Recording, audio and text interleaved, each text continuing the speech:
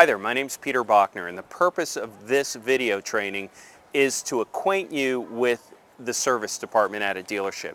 Many of you have to visit the fixed ops departments, as we call it, as well as the front of the house, but a lot of you don't have experience in the back end here.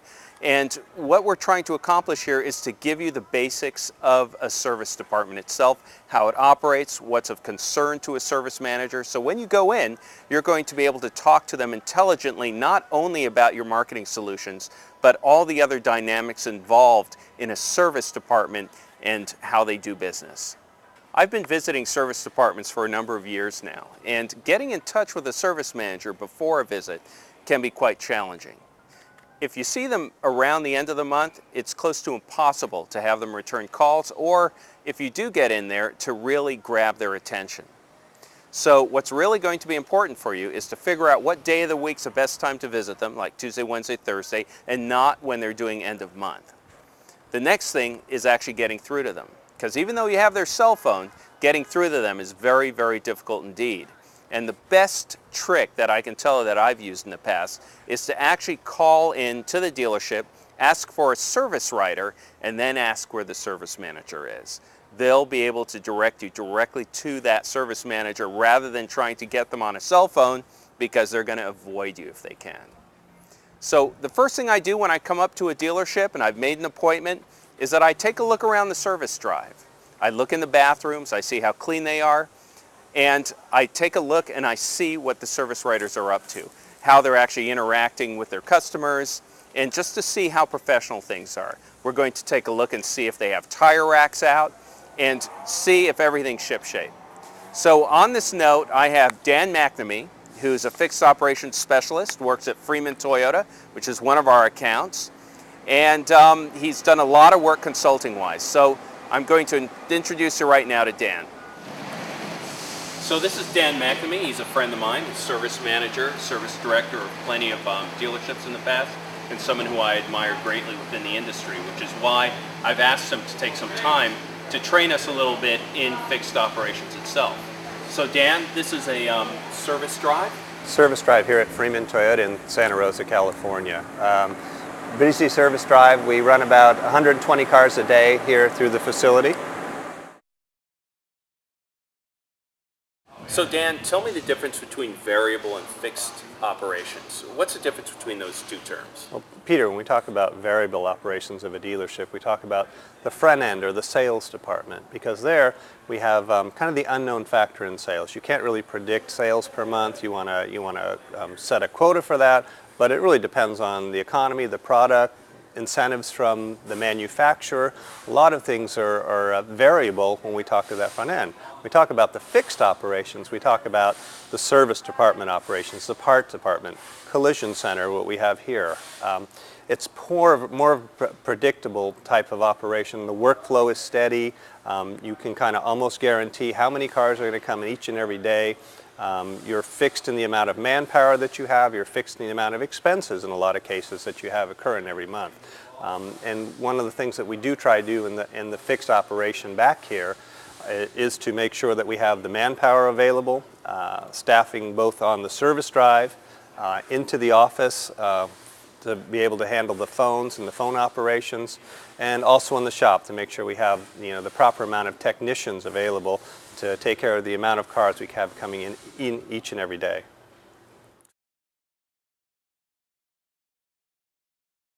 Dan, when I go to a dealership, the one thing that I see that's really critical is the walk around. And not all service departments insist on that happening. And why don't you explain in more detail what the walk around is and why that's so critical that we make sure that a dealer does that protocol? Sure, I think any successful dealership, Peter, is going to do a walk around. And our philosophy here is every car, every time. It's done without doubt, whether it's a brand new car, whether it's a 10-year-old car. We want to make sure, for a number of reasons, that we do that.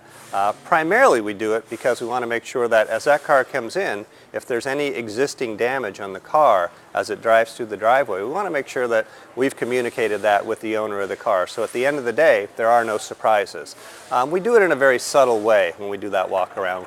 Since we do have a collision center on site, if we do see a scratch or a ding or a dent, we merely tell the client when they come in, we say, by the way, we see you have a little dent on that quarter panel. We do have a collision center, and we're able to get an estimate for you if you want to have it done. Serves two purposes for us, really. We have extra business for our collision center, and we've also discussed that pre-existing damage with the client. And more importantly, it's a great opportunity for selling additional work here on the driveway. It engages the client with the service consultant while you're there. So our particular method of doing this is when the car comes in, we turn the tires out so we can clearly see the tires on the front of the car as we do our walk around. Whether it's good news because we tell our client, hey, great news, your tires are in great shape. At least they know that you do have tires for sale next time they are looking, or if they do need tires or they need an alignment, it's very clear to them that that's what they need, and you're not making a phone call to them later on, and it's kind of like, do I really need a tire?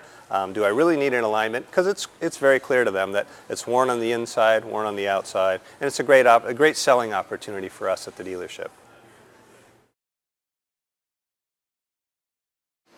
Dan, as well as looking at the bathrooms and looking at the dealership, the cleanliness, how they have everything set up, I'm into looking at the vibe, the feelings that the service writers have, what's going on in the service drive, the interactions that take place. It affects CSI, it tells you a little bit about management and what have you at the dealership. And why don't you tell us a little bit of what goes on and what's important from the standpoint of a service writer in your perspective?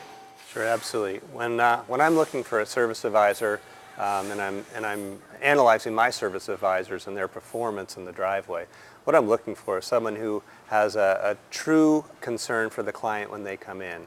I'm looking for someone who is able to build a quick relationship with that client when they come in the drive, build some rapport, whether it's you see a soccer ball in the seat and you say, hey, my kids play soccer, do they have a game this week? And you build that rapport, because if you can build a rapport and build a quick relationship with that client, the rest of that transaction that they're going to have with that client is going to be much easier and much smoother. Even though we do have some glitches as we go through our day-to-day operations here in the service department, if you've made a friend and you've made a quick relationship with that client and that advisor's been able to do that and do a good job at it, the rest of that transition is going to go much smoother.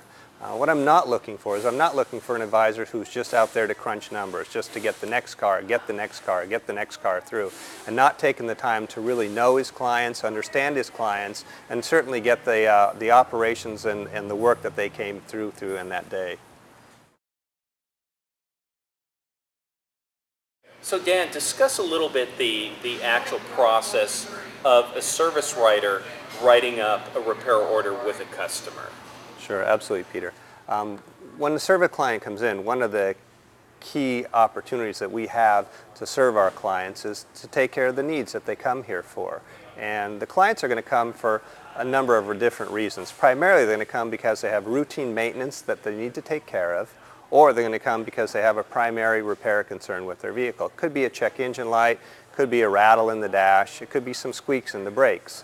And what we want to do is, as you're there in the dealership, eavesdrop on the driveway, take a walk around, and stand behind the service advisor as you're kind of analyzing that dealership, and listen to see how he is. If that service consultant is more concerned about selling additional work and selling more work, and really not concerned about that client's primary concern, we're going to lose that client early on. He's going to feel that he's being oversold. He's going to feel that he's getting a lot of things that he didn't really come for.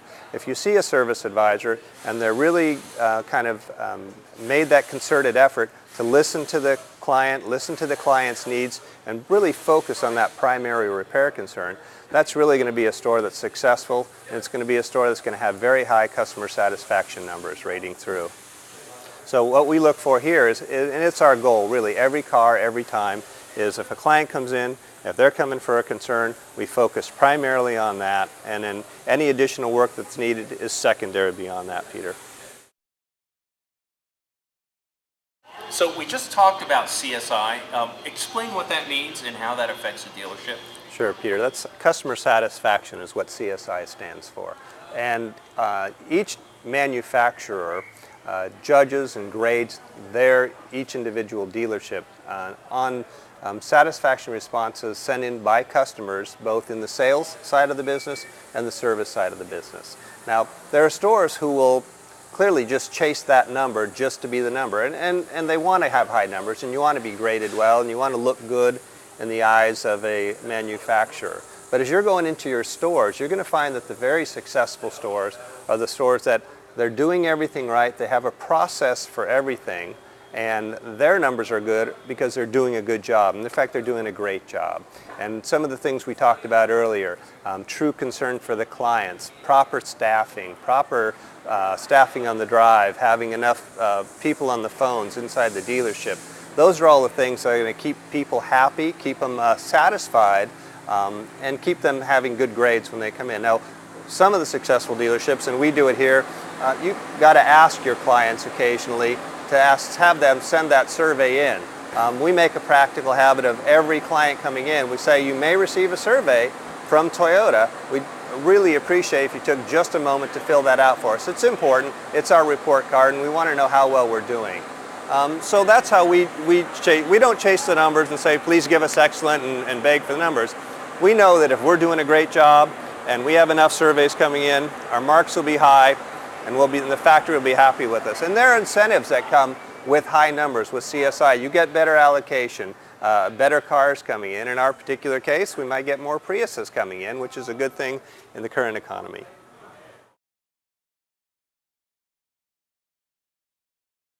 Well, we've moved into your Lexus repair facility, and what I want you to do now is tell us a little bit about a repair order. Once a repair order is written up, what happens to that? And then go into the lateral versus simple support, team support, system, and the advantages of each. Sure, absolutely, Peter.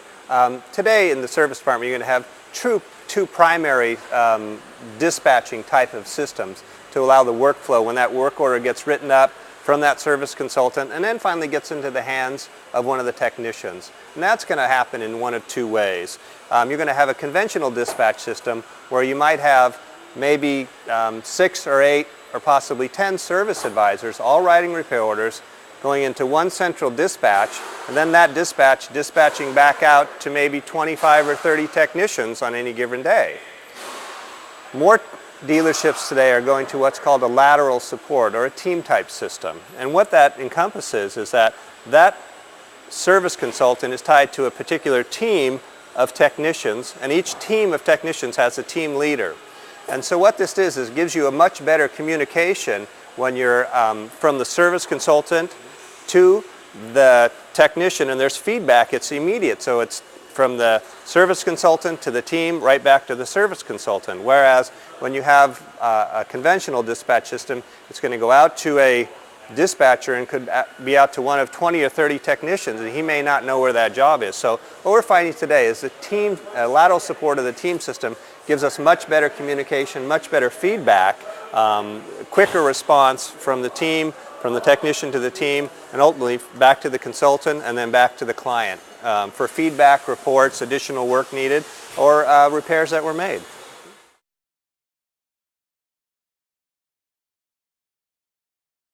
So Dan, thanks for telling us a little bit about team support. The next most important thing in a dealership when you sit down with a service manager like yourself is for an account manager to be able to talk intelligently to you, not only about the marketing solutions that we have, but even more importantly, things like effective labor rate, average hours per RO, dollars per RO. Could you explain, let's start perhaps at effective labor rate, and explain to us what that means? Sure. Peter, those are key indicators. All of those that you just mentioned are key indicators that a service manager is going to use on a daily basis to see how his department is performing. He can't look at each and every single RO, but he's going to pull reports on a daily basis. And so what he's going to look at is, let's take effective labor rate. In our particular case, if our labor rate here is $100 per hour, and that's what we're going to charge our clients, and you come in and you have a brake job that needs to be done, and it's 2 hours, but I only charge you $150. At the end of the day, that means our effective labor rate, what I've charged you for 2 hours, really is only $75. So there's some discounting going on there. And what you're going to find is that the successful and the profitable dealerships that you go into, and as you're talking with your service managers, are going to be the ones with an effective labor rate that's very close to their door rate or their posted rate on the dealership when you come in. In California, and I'm not sure in other states how you go there, but it's the law, you have to post the labor rate that you're going to charge. And so what you want to do is you want to compare that posted or door rate to the effective labor rate, the rate that you're actually getting from all of your clients. And we'll run that report, myself as a service manager, I'll run that every single day to look at business every single day. It's a quick report to run, whether they're on Reynolds and Reynolds, ADP, or UCS. That's a very quick report to run, and they can pull those numbers and look at the prior day's business and just what happened yesterday, and look at for the complete month and see what kind of totals they're doing. So effective labor rate is a very, very key indicator that I will look at to see if any of my service advisors are discounting jobs, if they're giving away work, if they're just not doing a good job at giving an estimate. Sometimes they'll give an estimate and they have to back down the labor. So it's a good guide too to see how effective your service consultants are on the service drive and how good of a job they're doing. What about average hours per RO? That's another term that we talk about all the time. Yeah, that's another key indicator, Peter, and that's how effective and how effective your advisors are doing at upselling and selling additional work needed. Now we talked about it earlier that we don't want to force work that a client doesn't need. Clearly we want to make sure that we address their primary concern, but each and every car coming in the driveway today is going to need a little. It may need an alignment, it may need a wheel balance, it may be 2 years since it's had a brake fluid flush. These are all very highly recommended services, and that's going to tell you a service advisor who has a very low hours per RO is just an order taker. He's just, whatever the client says, I'm just taking that. On the contrary side, if you have an advisor who has a very high hours per RO, you might be a little nervous because he may be selling a lot of things a client doesn't need. So on average, in the automotive average, and it's going to vary a little bit between a domestic car, which is a very high repair type of a line, versus a imported car, Asian or European, which is more maintenance driven, and those ROs are going to be a little bit lower. So maybe 2 hours for an import car and maybe 3 to 3.5 hours on a domestic line for an average hour per RO would be kind of a good number to go through. So we've talked about effective labor rate, we've talked about average hours per RO. What about dollars per RO? That's another term that we speak a lot about in fixed operations. Yeah, and dollars per RO is going to tie clearly to how many hours per RO we have. It's going to tie to effective labor rate. Are we holding the dollar? Are we not discounting? And also it takes in consideration parts, because we're also going to have part sales in that dollars per RO. And so what we're going to do is we're going to take an average of, we know we want to be at 2 hours per RO in labor. We know we want to have about a $1 of parts for every $2 of labor sold. So we want to have at least 50 cents on the dollar in parts. So we can make again, these reports are readily available. One that you should be able to discuss with the service manager when you're in that particular dealership. And you can ask him, well, what is your current dollars per RO? What's your current average hours per RO? And those are some of the things that, using one command through targeting them to get the reminders in for the right service at the right time, and using the email blast to send out there, to be able to get out there and send out those specials, seasonal specials. It's the springtime, let's get your, get ready for the road. It's summertime, let's get that air conditioning checked. So doing, proper marketing at the proper time of the year can help get those dollars per RO up and also help get those hours per RO up. And being able to speak with those terms about these kind of controls in a dealership gives a sense of trust to you about your account manager who's coming in. Absolutely, absolutely. When I get a salesperson coming in to sell me whatever the newest program of the month is, and they don't have any idea on fixed operations in the service department, I don't really think that they're going to understand, my particular needs and what type of marketing needs I'm going to need, be it email, be it direct mail, be it service reminders. So, I want to have someone come and talk to me who understands my business, who understands the different goals that I have to meet on a daily basis.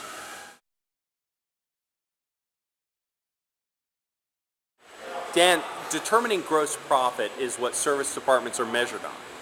And I was wondering if you could explain that whole term and what that means to an account manager. Sure, absolutely, Peter. Service departments can have really high sales, but very low gross profit. And gross profit really, at the end of the day, is what a service department, a service manager is measured upon. It's how good of a job is he doing at bringing in the right types of technicians at the right pay levels, getting the right technician at the right job. So what we're going to talk about is, when we talk about gross profit, we talk about when we charge a customer, let's say in our case $100 per hour, and we're going to pay our technician $25 per hour. That difference of $75 that is remaining is the gross profit on that particular hour of labor. And so what we want to do and what you want to do as you're there with your client is, if you look at his numbers and he's got a very low gross profit, you want to see maybe his mix of technicians that he has in the shop. So if he's got a $30 an hour technician doing an oil change that only pays $29.95, probably the gross profit on there, and we measure gross profit, a good gross profit is about 72 to 73% for a good running operation. So if you're looking at a store and it's below 60, you want to look and help him look at the mix of type of technicians, the type of work that the technicians are getting. And so long as that's in good shape, then we want to go back to the numbers we talked about earlier. We want to take a look at effective labor rate. Are we discounting a lot of jobs on there? Are we running specials that are too cheap for our area? We want to make sure that if we're helping him set up direct mail pieces or email, that we've done a market study in our area, that we haven't priced ourselves so low that we're not holding enough gross profit in the store to be profitable as a department. And on discounting itself, there can be a perceived discount versus really having to discount. As long as the value's fair to a customer and they have something in their hands that they perceive as a value, they're going to come in. You don't have to discount. What's your attitude on deep discounting and what have you? Yeah, I'm not a big believer in deep discounting. I believe that if you're doing a good job and you're taking care of your clients and you're fair within your marketplace and you've done a market study, you've called 4 or 5 other stores in your area, we do that continually. We're above most of those dealerships, but we continue to have one of the highest retention rates in the area as far as keeping our clients coming back to our store. At the end of the day, that's what it's all about, is we want to keep retaining our customers that we have by treating them fairly, giving them a fair price, and making sure that their cars are fixed right the first time. Dan, the whole purpose of our marketing solution software involves retention on a fixed operation side. And speak a little bit about retention and just how important that is from your perspective. Absolutely, Peter. And I think it's one of probably the biggest opportunities that we in fixed operations and the service department have really fallen down. We aren't marketing guys. We don't advertise. I mean, that's where we need the most help. We need the expertise of a company to come in and help us with our service reminders, with our email marketing, with our direct marketing. Right now, it's at a pretty abysmal number. We actually average on as a dealership is we keep about 4 out of 10 of our clients after they purchase a car actually come back to us for service. That's a number that I don't think that I can live with as a service manager, nor do I think my owner wants to live with that number. So one of the key areas that you can walk into a dealership and help that service manager is one with creative ideas, and certainly with the knowing in advance that you're going to be able to help him with retention and get those numbers up. And you can ask him where his retention numbers are, and if you can move that, from 40% to 60%, and then you multiply that volume times the dollars per RO and the average RO and the effective labor rate, the profitability, the sales numbers, the gross profit numbers are all going to skyrocket in there. And that's really one of the key factors that the manufacturers are looking at so strong today, and consequently each and every dealership is looking at their own retention numbers and how to get those numbers up. And the most effective way these are customers that we already have. All we want to do is retain them. We want to keep them coming back. And we do that through a number of ways. And a lot of manufacturers today are starting to have an express lube or an express maintenance type of program, because what we know for a fact is it's not convenient to come to a dealership to get your car serviced. You have to take time off a busy schedule. Someone else has to pick the kids up from soccer. So what we want to do as a dealership, and what you want to do to help your clients, is understand the fact that an express maintenance type of a program will increase the retention. If a customer can come in, get done, get out in an hour, they're happy, I guarantee you they're coming back and they're retained. And pushing those numbers up is really what it's about, because from a fixed op side, then we go back to the variable side, that we know that if we have a client who's satisfied with service and they come in for 3 or more repair visits on any given year, they're 40% more likely to purchase that same product, which in our case is a Toyota. If they come back 6 or more times in 2 years, they're 70% more likely to buy that product, and they're more likely to buy it from us as a dealership. So they're brand loyal and they're dealership loyal. That would be a platinum customer in the one command segmentation model. Yes, that absolutely. Kind of customer, which is about 12 to 17% of your 0 to 12 month database. Exactly. Dan, what's the difference between customer pay and warranty, and what's a good mix between the two? Yeah, I think it's going to vary a little bit between a domestic store and an import store. Typically, an average number, you're going to say about 70% customer pay and about 30% warranty. If you go into a store and you have a dealership who's running 60% warranty and only 40% customer pay, there's a problem in that store, and that people are only coming to them just because they have to get their warranty work done. So that store needs some help. They need some marketing help, they may need some CSI help, they may need some look at their service consultants. They're driving clients away if that's their numbers. Terrific. And as you know, within the RPM audit, as we call it, the audit system itself, we're able to see where those customers lie, or actually where that dealership is within that realm. Yep.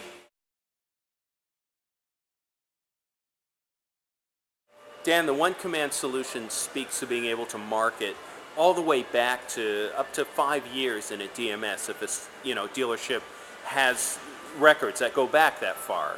And where that brings us is to retention of older model vehicles, and what you do to be able to get vehicles in for their 30, their 60Ks actually, and beyond, and what kind of strategies that you suggest for dealerships. Exactly. Well, thanks, Peter. One of the things we talk about is certainly you want to do some market studies. Help your client do that in his area. You want to call some local independents. Maybe you want to help him call some of the other local dealerships in his area to make sure that he's competitive within his market. We know the fact that our newer cars break down less, they require less maintenance. So one of the things we really want to focus on is retaining those older clients, those older cars, because really there's a lot of good repair dollars, let's say, in those cars, and being creative in offering some kind of special labor rates for the older. Let's say a vintage club for cars that are over 5 years old, maybe get a 5% discount, and if it's 10 years old, you're going to give an additional 10% discount. And really you want to make sure, because those are really, if you got a 5-year-old car or a 10-year-old car, you're probably on some sort of a fixed income and don't have a lot of money to spend on that car for repair. So we want to maybe get extra incentive to get those cars back in. And part of that too is again through the Express Maintenance Program or the Express Lube Program, is making sure that's very competitive in the area, because really when you look at your competition in the area, it's not the dealerships that are in your area that are your competition. It's the independents, and it's the Jiffy Lubes, and it's the Pennzoils that are taking our business away. So if we're competitive with them and we're doing a good job at marketing our 5-year and 10-year-old cars with price competitive pricing, we can get them in the store. Again, that's going to, with the volume, is going to drive up our effective labor rate, drive up our volume of cars that we have on a daily basis, and certainly our retention numbers are going to continue to stay high. Great. So do you have any last words of wisdom for an account manager going out and for the first time perhaps and meeting a service manager and Well, I would say that, we've talked about a lot of things today, a lot of different terms, a lot of terminology, some things that are fairly new to you within the service world. So don't come in and talk to him like you know the whole service business, but make sure that you understand key terms, key processes throughout the dealership. When you look around and you've been to a number of dealerships, you're going to actually get a good idea. You're going to see some best practices. You could say to him, hey, I was at this dealership. It's laid out kind of like yours. I see you have a big line of cars. They did this and it seemed to work really well. So as you visit different dealerships within your area of responsibility, you're going to pick up some best practices. And we've talked to some terms, we talked to some processes, and I think going in, sharing some good ideas with him, not trying to turn his department around, he's going to appreciate that. He's going to respect you more. And if you haven't closed the sale, and it's going to make it much easier for you to close that sale. And lastly, what I suggest is that you find a mentor like you have been for me over the years. My pleasure, Peter.